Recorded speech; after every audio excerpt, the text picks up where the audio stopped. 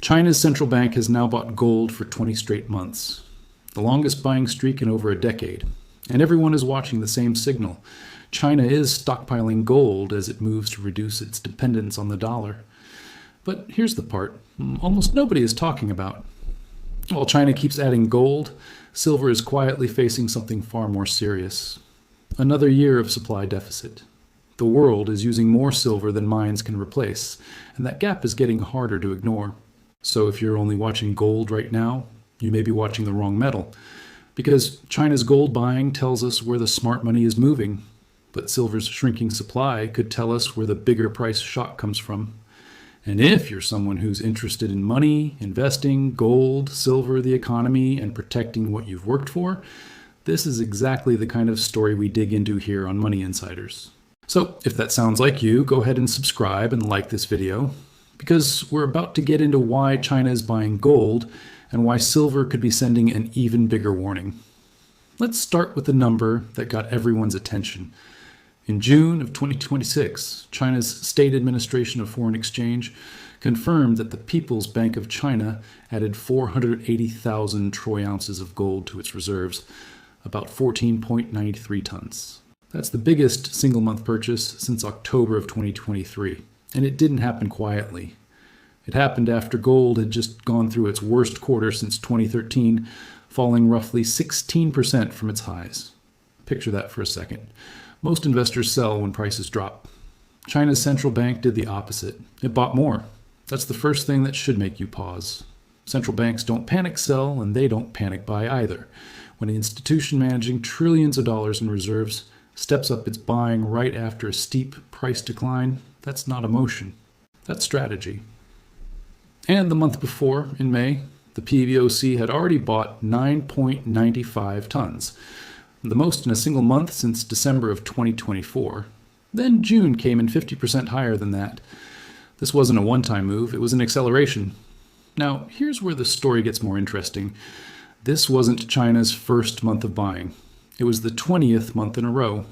Every single month without a gap, since October of 2024, the PBOC has added gold to its reserves. According to the World Gold Council, that is the longest unbroken buying streak recorded since at least 2015. 20 months of consistency through rallies, through crashes, through geopolitical chaos. China just kept buying. So what does that actually mean for someone watching this video? It means the world's second largest economy has made a long-term structural decision to hold more of its national wealth in a physical, tangible asset instead of paper currency. And to understand why that decision matters, you need to understand one number that rarely makes headlines: the composition of China's reserves. As of the middle of 2026, gold represents less than 10% of China's total foreign exchange reserves. Compare that to countries like the United States, Germany, or France, where gold often makes up 60 to 70% or more of official reserves. That gap is enormous, and it tells you something important. China isn't buying gold because it thinks the metal is cheap this month. It's buying because it's trying to close a decades-old structural imbalance in how it holds its national wealth. Think of it like a family that has almost all of its savings in one single stock. Even if that stock has done fine for years, any smart financial advisor would tell that family to diversify. Not because the stock is bad, but because putting everything in one place is risky. China's reserve managers are essentially having that same conversation, except at the scale of a national economy holding trillions of dollars. And this is the detail that changes the picture. Analysts covering China's central bank activity have pointed out that this isn't a project that gets finished in a year or even in a decade. Closing a reserve composition gap this large is something that plays out over 20, 30, even 40 years, which means the buying you're seeing in the headlines today isn't the peak of the story. It may only be the early chapters. But why now? Why accelerate the buying specifically during a price downturn? Here's the reality check that often gets left out of the popular narrative.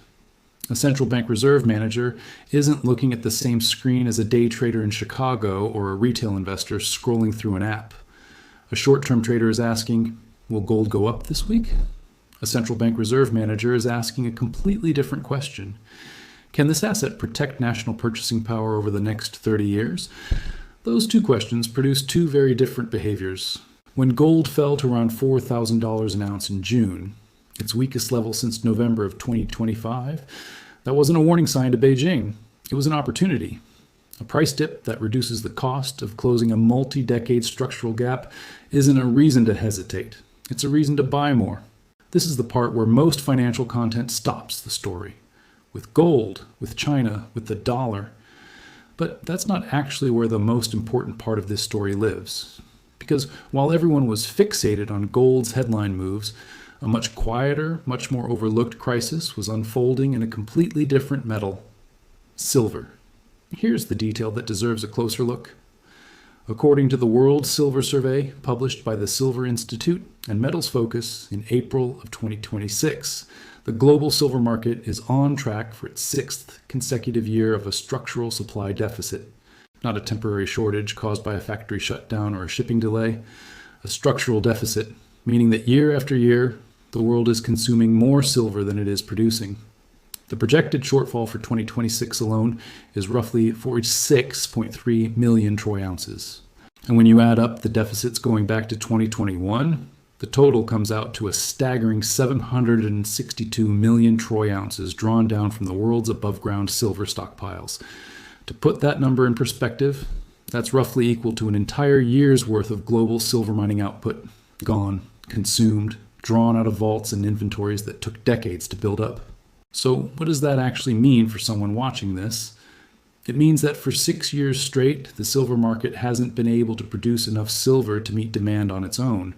It has survived by eating into savings. The same way a family might dip into a savings account every month because their paycheck doesn't cover their bills. That works for a while, but savings accounts run out. Here's why silver's supply problem is so much harder to fix than most people realize. Unlike gold, which is primarily mined because miners are specifically looking for gold, most of the world's silver is actually pulled out of the ground as a byproduct of mining for other metals: copper, zinc, lead. That means silver mining companies can't simply ramp up production just because silver prices go up. They're at the mercy of decisions being made in completely different industries.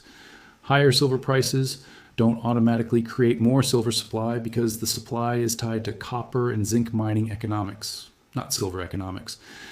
That's a structural bottleneck that doesn't resolve itself in a year or two. Analysts covering the sector have noted that even under favorable conditions, bringing new dedicated silver mine supply online can take 5 to 10 years. Now here's the part that connects everything together. The moment where this story stopped being theoretical and became something the entire market actually felt. In September of 2025, unencumbered, meaning freely available, silver sitting in London vaults fell to a historic low, just 17% of total holdings. That triggered what's now known as the October 2025 physical liquidity squeeze.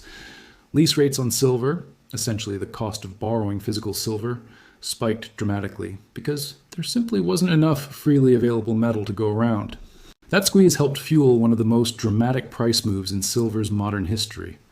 Silver climbed from around $40 an ounce on September 1st of 2025 to an all-time high of 121.62 on January 28th of 2026, a gain of roughly 190% in under 5 months. Think about what that actually represents. This wasn't driven primarily by some sudden industrial breakthrough or a geopolitical shock. It was driven by the market discovering, almost in real time, that the physical metal it thought was available simply wasn't there in the quantities everyone assumed. But here's the contradiction that a lot of investors overlook. After that historic spike to over $121, silver didn't keep climbing in a straight line. It fell hard, down roughly 35% from that January peak, trading in the $59 to $64 range through the summer of 2026. So if the deficit is real and the shortage is real, why did the price fall so sharply after the squeeze?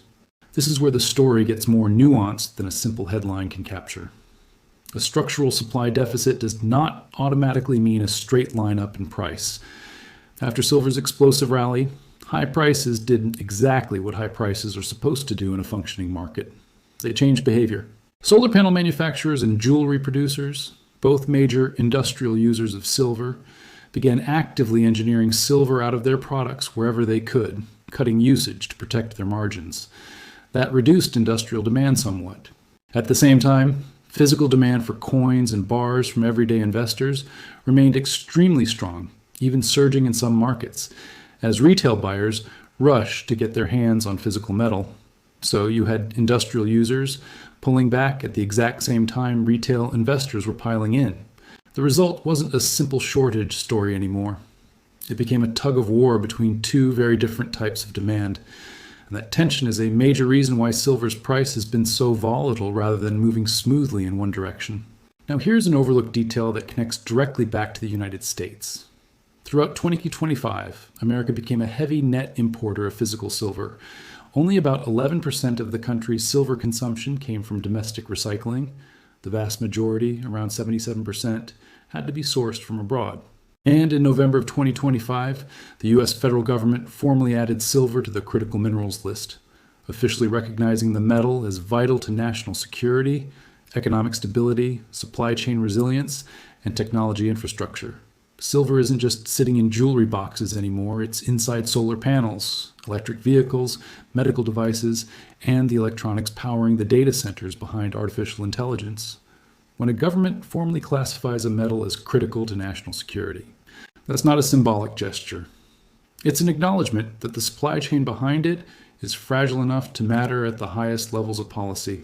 So now let's bring gold and silver back together, because this is where the real warning in the title starts to take shape. One of the oldest tools precious metals investors use to compare the two metals is called the gold-silver ratio. Simply the price of gold divided by the price of silver. It tells you how many ounces of silver it currently takes to buy 1 ounce of gold. As of mid-August 2026, with gold trading near $4,365 an ounce and silver near $64, that ratio sits at roughly 68. Historically, when that ratio has climbed above 80, it has often signaled that silver was unusually cheap relative to gold. And in the past, those periods have sometimes preceded major rallies in silver's price relative to gold, in some historical instances measured in the hundreds of percent over subsequent years. To be clear, historical patterns are not guarantees, and past ratio behavior doesn't predict future price movement with certainty. But the pattern itself is part of why some analysts are watching this relationship closely right now. Here's the bigger picture this creates. Gold's story right now is about central banks, sovereign, deliberate, multi-decade accumulation, led by China, but joined by countries like Turkey, India, Poland, and several Gulf states diversifying away from heavy dollar exposure. Silver's story is different. It's not primarily a central bank story. It's a story about a physical market that has been running a supply deficit for 6 straight years, that just experienced a historic liquidity squeeze less than a year ago, and that is now being pulled in 2 directions at once by industrial users cutting back and retail investors piling in. And this is the part that deserves real attention. These 2 stories aren't separate. They're connected by the same underlying force, a broader move by investors and institutions, from central banks down to individual savers, toward hard, tangible assets during a period marked by elevated inflation readings, uncertainty over Federal Reserve interest rate decisions, and questions about the long-term value of paper currencies. When the Federal Reserve raises or lowers interest rates, it directly affects what's called the real yield on holding cash or bonds. In simple terms, how much your money actually grows after accounting for inflation. When real yields are low or negative, meaning inflation is eating away at the return you get from a savings account, assets like gold and silver, which don't pay interest but also can't be printed into existence, tend to become more attractive to investors looking to protect their purchasing power. That's part of why movements in Fed policy, inflation data like the Consumer Price Index, and precious metals prices are so closely linked. In mid-August 2026, for example, a cooler than expected July inflation report briefly reduced market expectations for a Fed rate move, while a stronger producer price index reading days later pushed those expectations back up. And gold and silver both moved in response to that back and forth. So what does all of this actually mean for someone watching this video? Not a hedge fund, not a central bank, but a regular person trying to make sense of their own finances. It means the story in the headlines, China is buying gold, is real, verified, and significant, but it's incomplete on its own. Gold's rise tells you about a slow-moving shift in how the world's institutions think about currency risk and reserve diversification. Silver's deficit tells you something arguably more urgent, that a market critical to industries from solar energy to artificial intelligence infrastructure has been quietly running short on physical supply for 6 years running, with a genuine liquidity event already on record from less than a year ago. None of this means silver or gold is guaranteed to rise from here. Markets can stay volatile, and both metals have already shown in 2026 that sharp corrections can follow historic rallies. Some analysts believe the structural deficit provides a durable floor of support for silver prices going forward. Others caution that unless mining supply expands meaningfully or industrial demand shifts again, volatility, in both directions, is likely to remain the dominant theme rather than a smooth, steady climb. Both perspectives are grounded in real data, and reasonable analysts disagree on the near-term path, even when they agree on the underlying structural story. What we can reasonably conclude is this: China's 20-month gold buying streak is a real, documented, and historically significant shift in how one of the world's largest economies manages its reserves, and it's happening alongside similar moves from other major emerging economies. Silver, meanwhile, is dealing with a genuine structural supply problem that has already produced one real market squeeze. And that problem is unlikely to resolve quickly, given how rigid mine supply actually is. The gold story is the headline. But the silver story might be the more important warning sign, not because silver is guaranteed to outperform, but because it exposes just how thin the cushion has become in a market that touches everything from your phone to the electric grid to the panels on your neighbor's roof. Understanding this doesn't mean rushing out to buy or sell anything.